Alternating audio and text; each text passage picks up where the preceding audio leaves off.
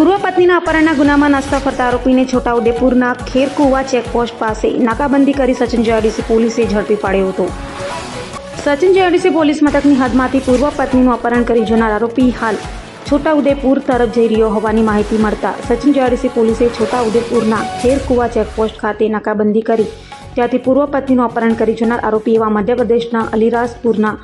અકલવામાં રહેતા રાજેશ ઉર્ફે રાકેશ બરસાન કિરાટને ઝડપી પાડ્યો હતો અને ભોગ બનનારને સહી સલામત મુક્ત કરાવી હતી.